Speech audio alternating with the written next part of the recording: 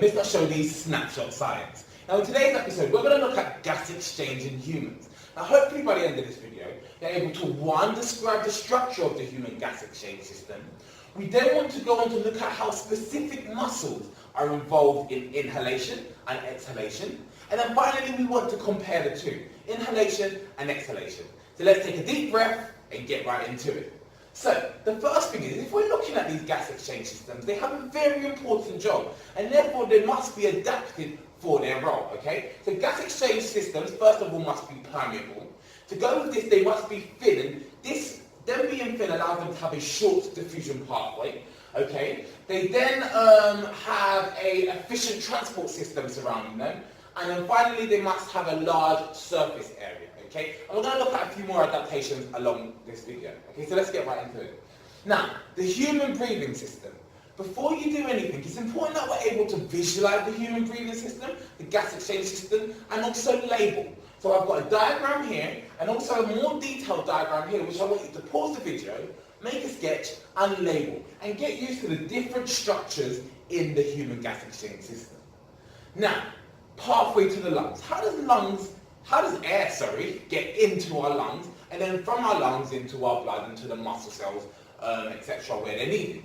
Okay, so the first thing is, it's better when you breathe, it's better to breathe through your nose rather than your mouth, because as air goes through your nose, it's warmed, it's moistened, and it's filtered. Okay, now, in your nose, you have these tiny bones, and these are called turbinal bones, and attached to these turbinal bones are goblet cells. And it's at the goblet cells where a liquid is produced, okay? And this liquid contains water and mucus, and this really moistens the nose, okay? Now, other cells in your gas exchange system contain, or have, cilia. They're known as ciliated cells. And these cilia, waft mucus, and this mucus contains bacteria and dust, okay? And they waft it up the back of the throat, okay? And this stops the lungs from being blocked. Okay?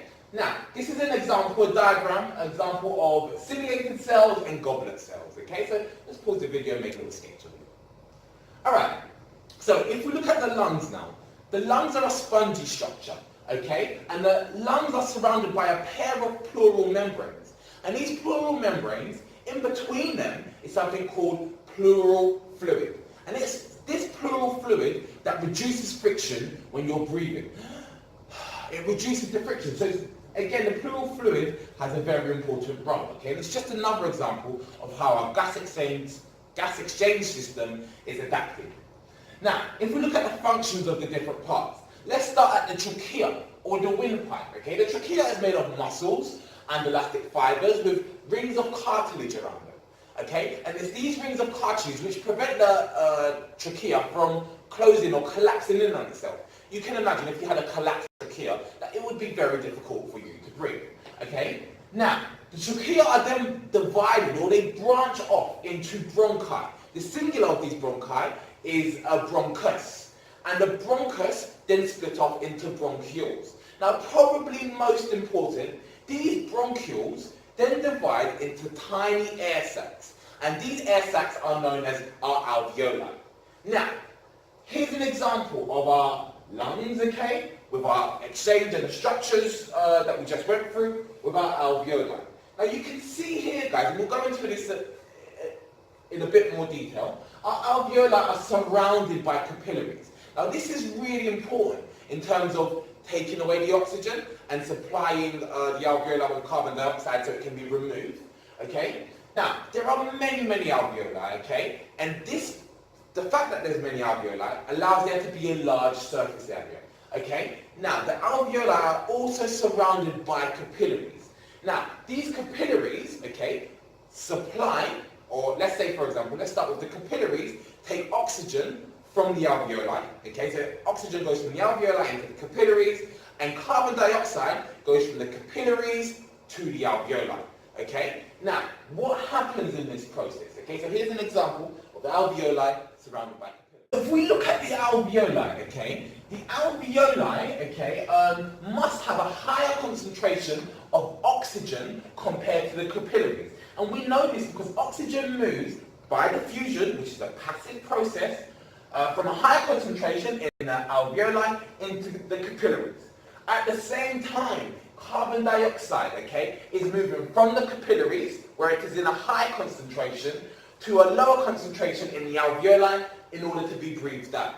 Okay? So, guys, again, make sure you're familiar with what is happening. It's the fusion here. Higher concentration of oxygen in the alveoli compared to a lower concentration in the capillaries, and vice versa with carbon dioxide.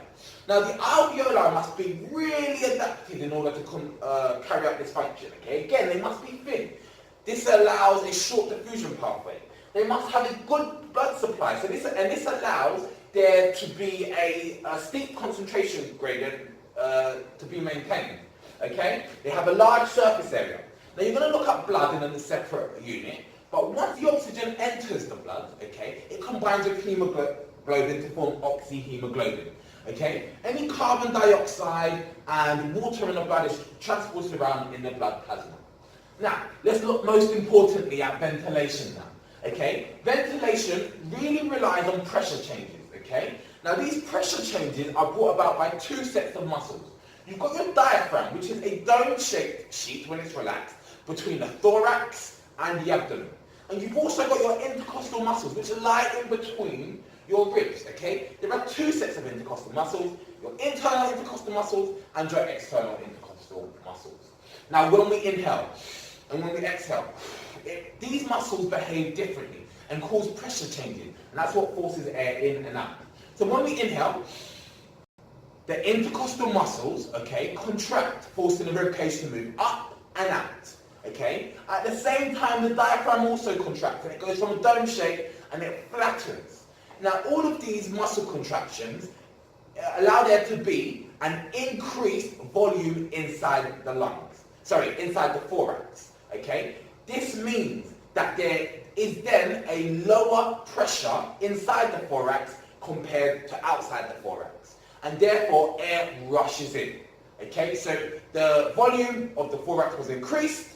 Okay? And therefore, it changed the pressure. It lowered the pressure inside the thorax, so air rushed in. Okay? And it's the opposite when you exhale. When you exhale, the external intercostal muscles relax. Okay? Bringing the rib cage down and in. The diaphragm flattens, returning to its dome shape. Now you can see, guys, this has reduced the volume of the thorax. And therefore, there's a higher pressure inside the thorax. Okay? And therefore, air is forced out. So you have inhalation and you have exhalation, sorry. Okay? So make sure you made notes and understand the difference between the two. Now, here's a table, guys, and I want you to draw this table and go back to the previous part of the video, okay, and make notes on the differences between inhalation and exhalation. And I'll put the answers on the next slide. So pause the video and do that now. Okay, so here are the answers from that.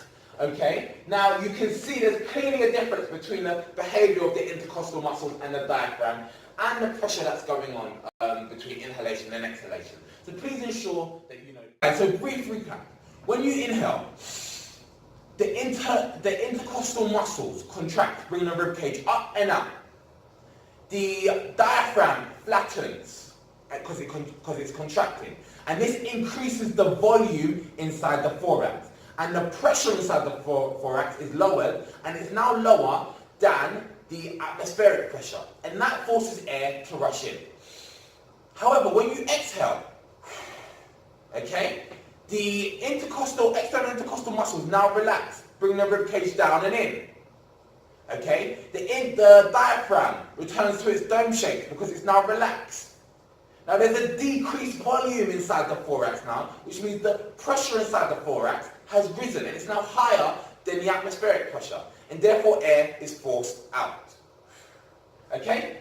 Now, it's really important that you know the differences between the composition of gases in inspired air and expired air. For example, oxygen in inspired air is 21%, but as we use oxygen, okay, during respiration, it's then reduced as we expire, when we expire, to 16%. So pause this video and ensure you know the differences. But this is something you've done in Key Stage 3 previously, so hopefully it doesn't take too long to recap on this.